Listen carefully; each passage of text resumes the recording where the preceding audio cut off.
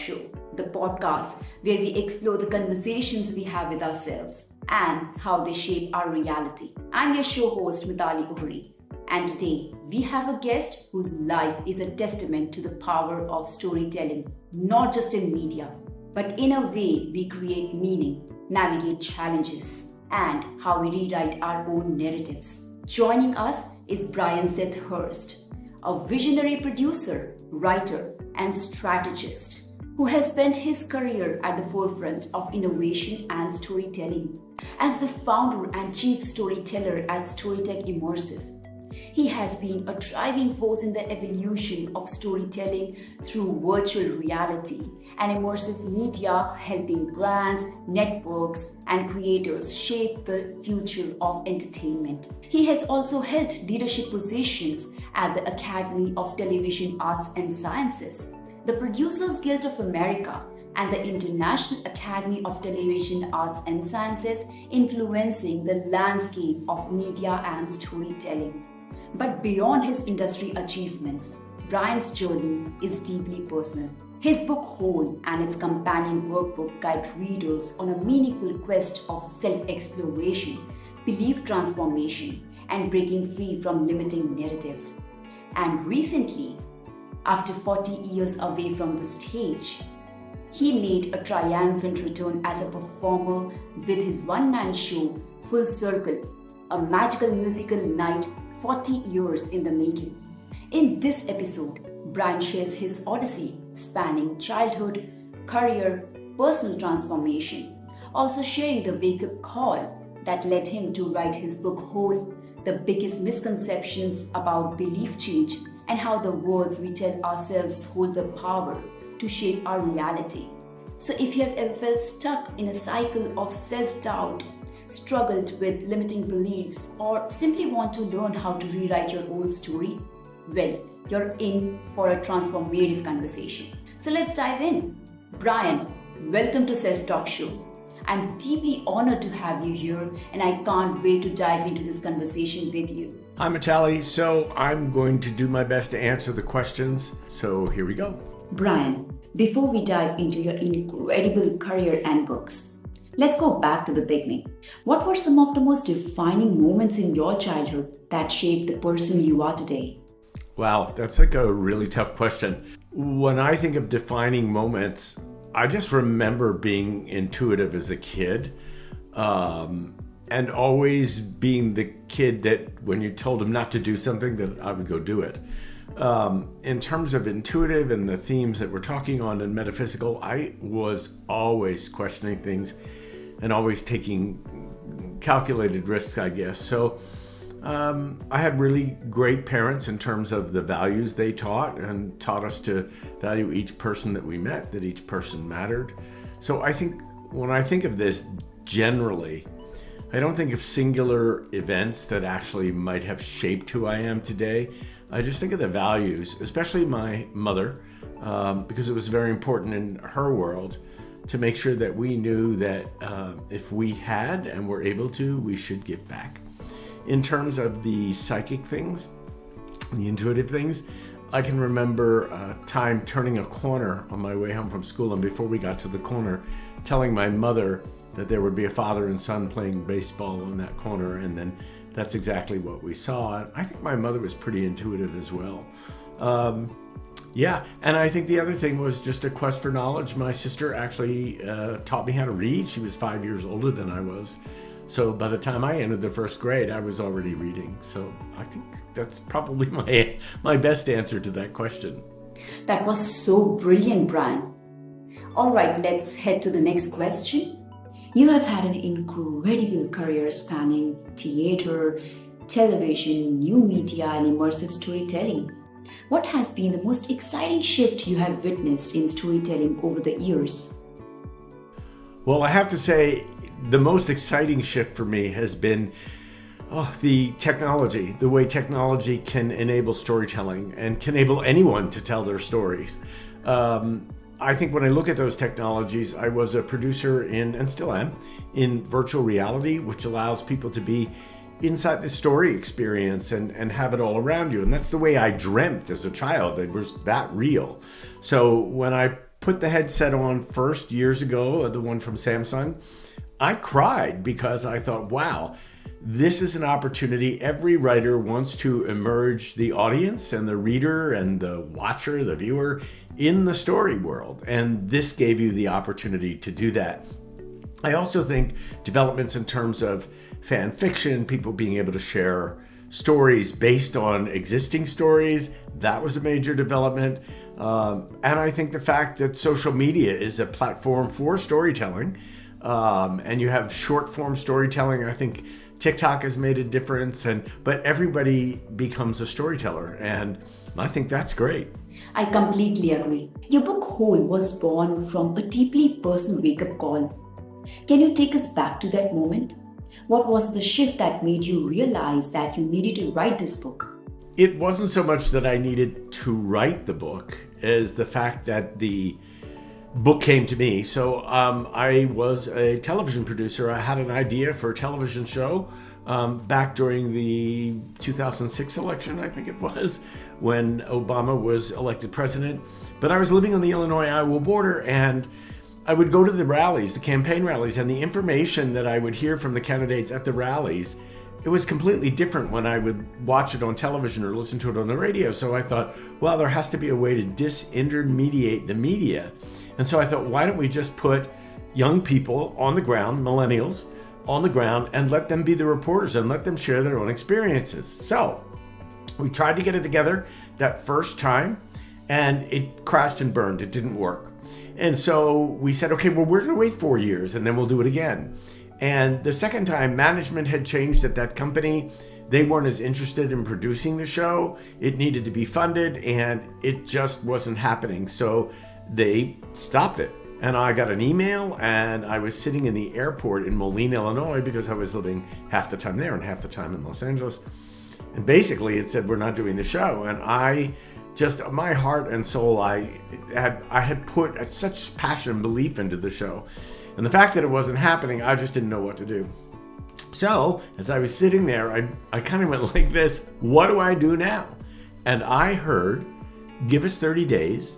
And at the end of 30 days, you'll have a book, and the name of that book will be Whole. Now, I tell that story in the beginning of the book, but I argued the entire time. It was like taking dictation and arguing, and my thoughts were, well, how is this relevant? Who's going to listen to this? What does it mean? And in 30 days, I had a book, and I asked a very good friend of mine, Allison Franzetti, who was much better at language and grammar than I, to edit, and she did. And also, while I was writing it, I had an accountability buddy, my friend Terry Bergman, and I said to her, look, I have to finish this book in 30 days, so I'm going to be sending you a chapter a day. So that sort of held me accountable. Then when I went back and started to read the chapters, I realized it was just as much for me as it would be for anybody else, and that it was really valuable information. And I'd written a book before. I'd written a children's book with Olivia Newton-John, and but publishing and doing this sort of book, that was the first. But I knew it had value, and I knew it was time for it to get out in the world, and that was quite a while ago. And going back and now reading the book and listening to the audiobook, I realized how timely the information is for people and how timeless the information is. It's kind of universal, and it endures. You have talked about how beliefs shape our reality. Was there ever a belief you held on to for years? Something you were truly convinced was true, only to realize later that it wasn't? How did letting go of it change your life? Wow, Meetali, that is a really good question. I don't know that it was a singular belief. I mean, no one's asked me these questions before, so it's very interesting to have to reflect on them. I think the belief in gaining approval, how important the approval of others was in order to be successful in the world, I think that was it. And ego. And being run by ego. So that belief that you had to do more, be more, have more, all of that, letting that go, and I call that the burden of proof, and letting that go and thinking, well, wait a minute, I only have to express myself, to share myself, And coming from that point of view, instead of saying, well, please accept this, or please love me, or, compromising myself when I was younger so that I could, quote unquote, get ahead or be accepted. So I think, the idea of self-love and self-care, that was like putting that on hold and expecting that from others first, and then it was okay. So I think in terms of that belief, that was something that I had to shift. And I think the core belief was, growing up, I didn't think I was enough, and I had plenty of evidence and feedback to reinforce that, because I wasn't doing what was expected of me. Like I wasn't going to be that doctor. I wasn't going to be that star athlete. I wanted something different, and I wanted something more than that. And so because I wasn't satisfying those expectations, I didn't think that I was enough. So that was the other belief, changing that belief. And that was like, I call it like spiritual chiropractic adjustment. That was like having to look at what I was thinking and shift that conversation and literally affirm, wait, I am enough. And in the workbook that goes with Whole, there is a belief grid. There's an exercise, and you list the 10 most influential people in your life down the left-hand side, and across the top are categories like family and money and creativity. And you take the initial belief that you think that person had, like, what does your mother believe about money? Money is. And then you fill out that grid. And then after 2 days, you put it away, and after 2 days, you bring it back out, and you highlight those beliefs that you think you have taken on board, because I believe that's the human operating system, is those beliefs. And then you get to decide, am I going to hold on to that belief, or am I going to have the intention and the attention to change it? Writing a book like Whole requires deep introspection. As you work through the writing process, did you experience any unexpected challenges or breakthroughs that reshaped your understanding of wholeness? The title suggests a sense of completeness, yet in life we often feel fragmented. So through your own journey, did you come to see wholeness as something we already are, or something we must actively cultivate over time?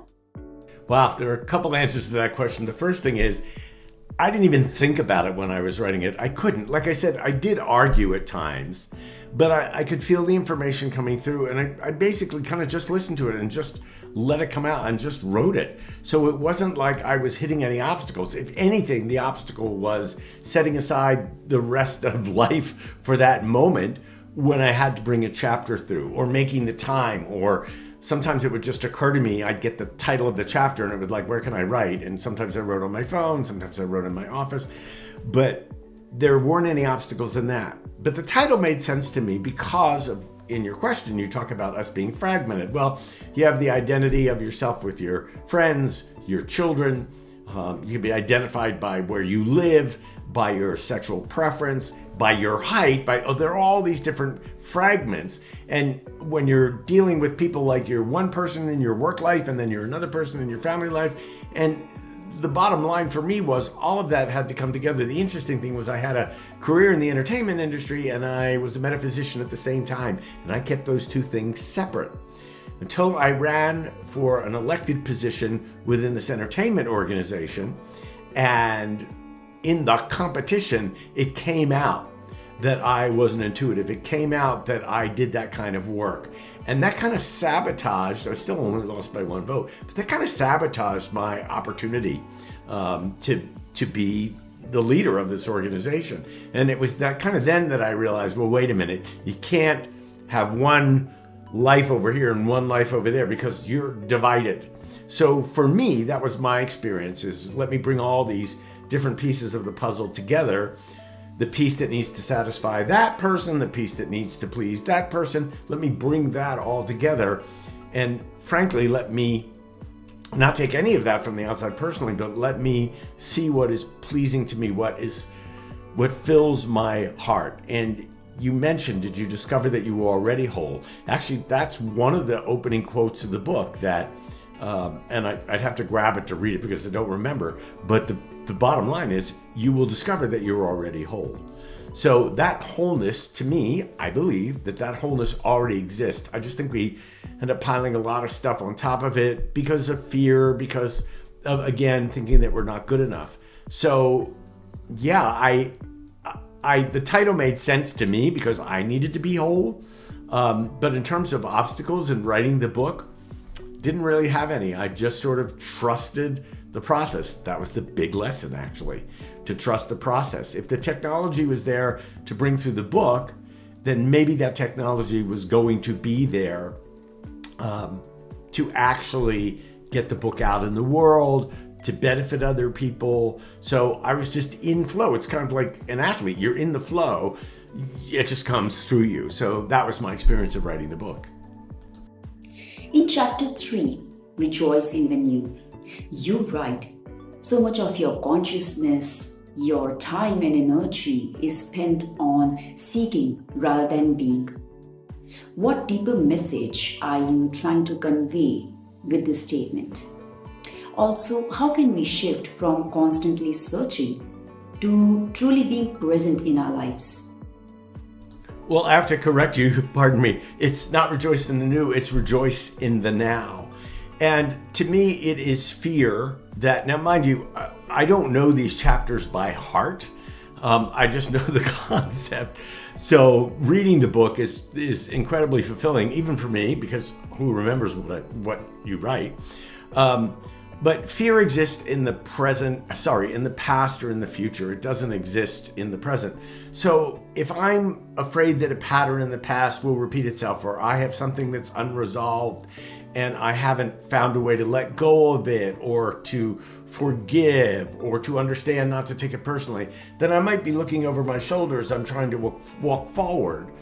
And if I'm doing that, I'm not going to see what's right in front of me. Similarly, if I go way to the future, I won't see what's in front of me, and I won't see what opportunities are on either side. So for me, it's a challenge, because we are future oriented. We do, we age, we were working against the clock all the time. So, and there's always something to do. There's a to-do list. So to be present, I trust my senses. What am I hearing? What is the temperature on my skin? What's the taste in my mouth? I just go back to the basics and I breathe. I think one of the best things I use to get present is this really deep breathing, just even 3 deep breaths. It's kind of just like a reset. Not so much a control alternate delete like on a computer screen, but it is a reset. It lets go. And that learning to let go, to come back to the center of yourself, that's an art that I had to practice over many years, meditation, journaling, knowing that those things were actually acts of self-care. The Companion Workbook turns the lessons from hope into an interactive journey. How did you approach designing it so that leaders could apply the concepts in their daily lives? So the whole evolution of that book, the workbook, is very interesting. I had a friend, Sally Olmsted, who is in public relations. And I said to her, I've done a revised edition of this original book, Whole, and I've done an audio book and I want to release them. And she said, well, the book is kind of old. And I'm arguing and I'm saying, well, yes, but the information is eternal. And she said, it's very hard to promote a book that is that old. You should do a workbook. And a bell went off. And I believe in cues from the universe. And I was like, she is absolutely right. So I went back and I read the book and I was like, I know that there can be exercises with each of these chapters. So once again, I gave myself over to the process and I just kind of let it come through me. And I did an outline and I just let the outline come right through me. And it was not terrifically difficult or laborious to do. But then I had an idea while I was doing it. And I thought, I'm going to write out these exercises. They're going to be constructive. They're going to be based on what's in the book. They're going to allow people to go deeper. But what if it doesn't work? Or what if it upsets people more than it helps people? So I have a mailing list of intuitive clients, people I've done readings for over the years, and also my coaching practice. I have a coaching practice called LifeWorks Coaching, and that's to help people in transition or going after something that they really want and getting rid of the obstacles. So I had an extensive client list. So I said, okay, I am going to ask for 50 volunteers to do the exercises in the workbook while I write them. And then I'm going to ask for their feedback. So over a series of weekends in summer before last, we would meet. The people were from all over the world. We would meet and we would go over each chapter and they would give me their feedback on the exercises. And what was interesting is while they were giving their feedback, they were supporting each other.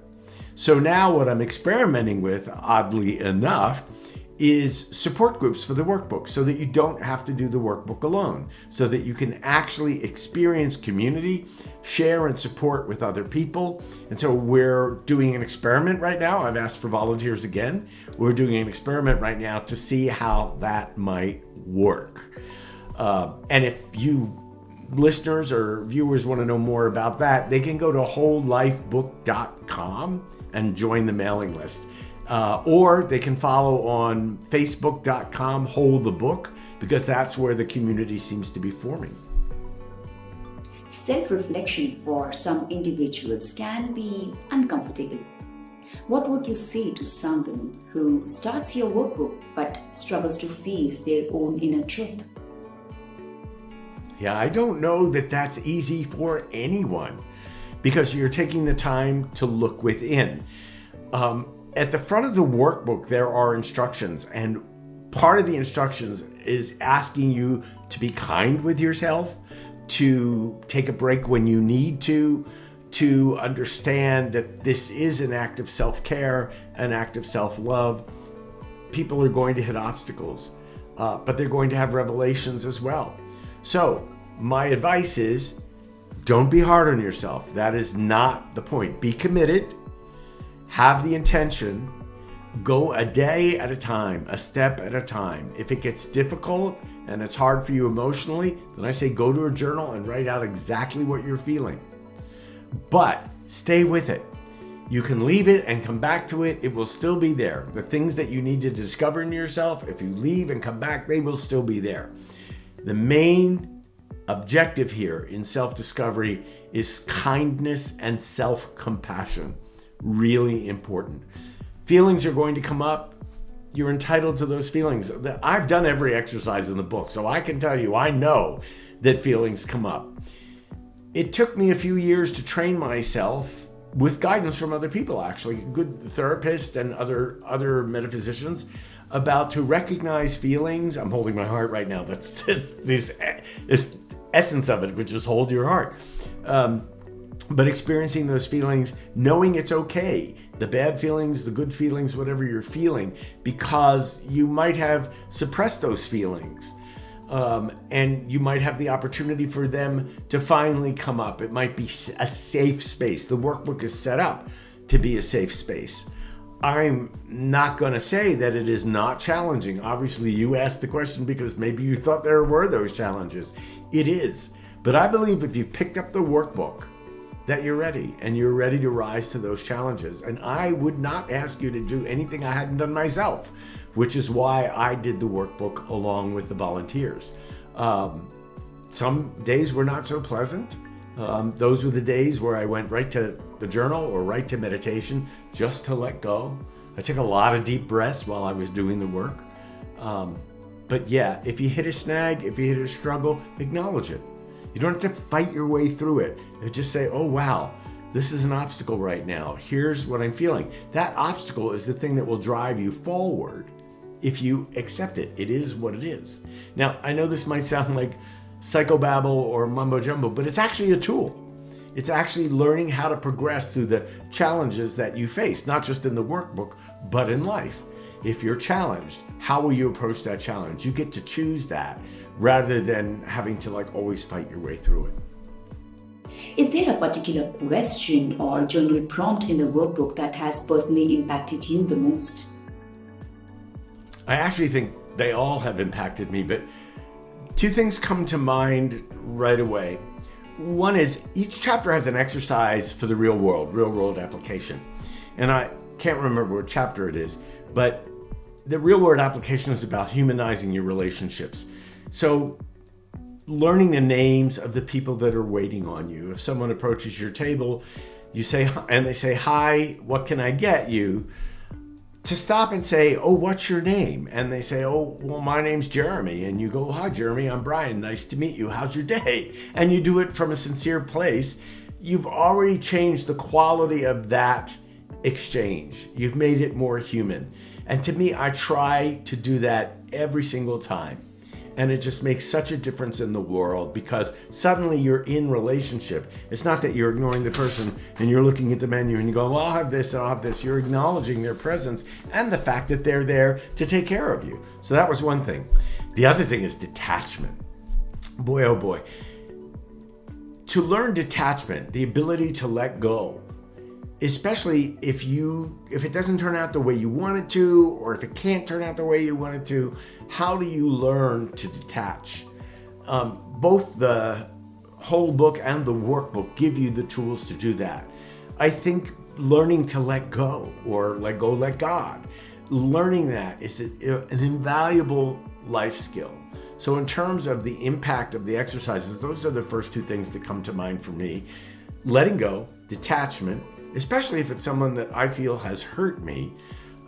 Usually it's not about me.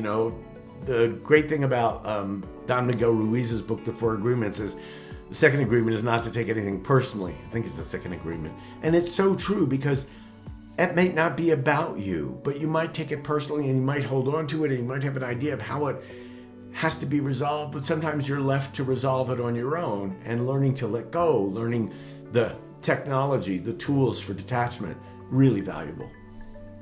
Since you also offer Whole Life Works coaching program, so in your experience, what do people struggle with the most when it comes to unlearning their beliefs or breaking old patterns?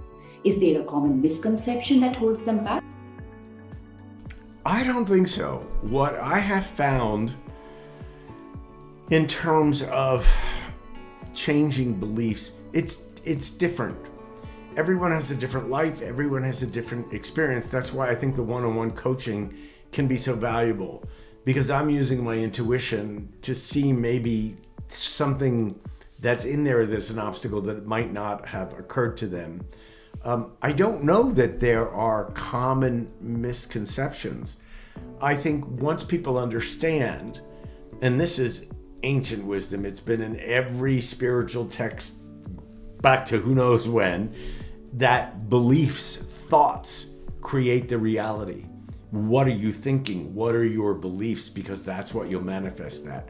Once you get that, then how you deal with your own belief system and how you change your mind and change your mindset while you're changing the belief, that can be a very individual thing.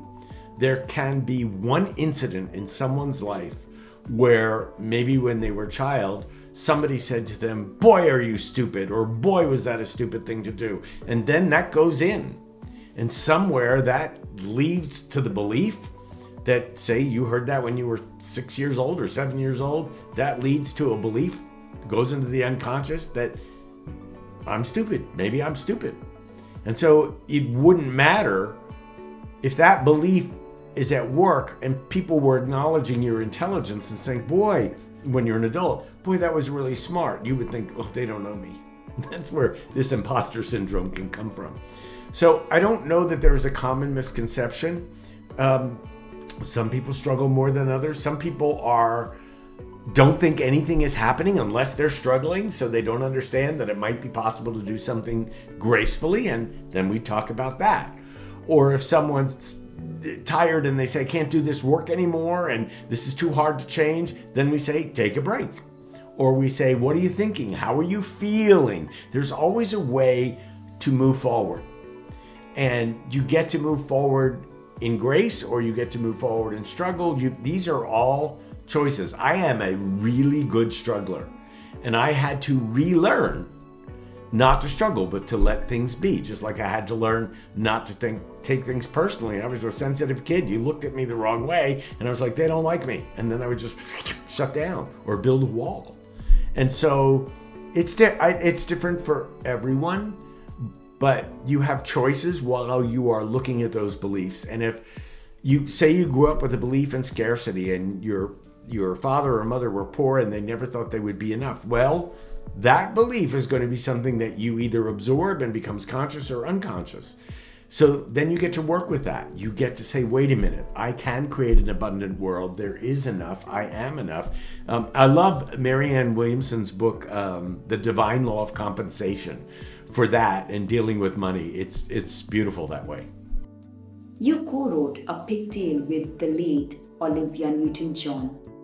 What was the creative process like, and what did you learn from working with her?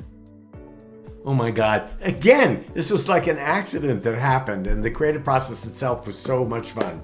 So Olivia was helping me out with a charity. We were friends, and we went to this charity event in New York. Now, prior to that, she had told me a couple of pig jokes. And the pig jokes were, pigs were walking along the road and they saw two human beings in hazardous waste outfits. And one pig turns to the other and says, they're such human beings. And so I said, well, what if we had a book of 1,000,000 pig jokes? And then it sort of evolved from there. We sat in our kitchen and we said, well, what if it's a fable? And what if it's this? And so then we made up a fable story that was environmentally oriented about Ziggy and his father Iggy, and we just had a story to tell. And then we were at this event in New York, and Olivia sat next to the CEO of a publishing company, the publishing company that ended up publishing the book. And he turned to her and he said, when are you going to do a book for me? And she said, oh man, I have your card. And then she grabbed me by the shoulder and she said, come to the ladies' room with me. And we walked back and she said, look, this man wants our book. And I said, what do you mean? Did you tell him about the book? She said, no, call him. So I called him. We were in New York. I called him when I got back to LA and he said, we have to meet with this other man. So I called the other guy and he said, well, send me, what have you got? And now I'm trying to remember the process. I sent him what we had. And I said, I'm going to be in New York and I just looked at my calendar and I decided I was going to go for it. And so I said, I'm going to be in New York Friday, whatever. Can I meet with you then? And he said, yes. I flew to New York and I went into the Barnes & Noble Children's Book Annex on Lower Fifth Avenue in New York. And I read every book that was from this publishing company. And then I met with him. And he said, well, we really don't do this sort of story. Now, I'd already read everything else. And I thought, you know what, we need to do this in rhyme. So after the meeting, on my way to the airport, I rewrote it. I called Olivia. We worked together in the process on getting the rhymes right. And she's a songwriter. I was a songwriter at the time. We got the rhymes back. And I got to the airport, called her. I had read everything to her. She okayed it. I found the business center at the airport. I called the guy at the publishing company and I said, I've rewritten this. Can I send this to you? Can I fax this to you? And he said, yes. I faxed it to him. I called him back and he said, we'll buy the book. So that's how that happened. And we had so much fun, editing and changing. They loved the concept. We went back together. We rewrote the rhyme. They got us a brilliant illustrator. Olivia insisted that the book be on recycled paper. It was about recycling. It was about the environment. And they said, well, we don't really do children's books on recycled paper. We may have to wait. There's some in development. And Olivia said, well, we'll wait. And they were able to get that recycled paper. And it was the first children's book ever printed on recycled paper. And I would say it was born out of our friendship. It was born out of sitting around the kitchen table and telling jokes. And she cared about the environment. I cared about the environment. And we wanted to tell a great story for kids about recycling without hitting them over the head. And that's how the book came about. And it's still available and it still sells. And yeah, she was an amazing human being and a great friend. And I miss her a lot. Brian, I feel that A pigtail is a testament to your friendship with Olivia, and I can imagine how much you miss her. Recently, you returned to the stage after 40 years with Full Circle, a magical musical night 40 years in the making. What was it like stepping back into the spotlight after so long?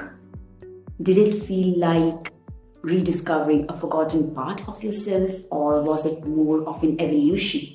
So it really wasn't going back, it was going forward, and I realize that now.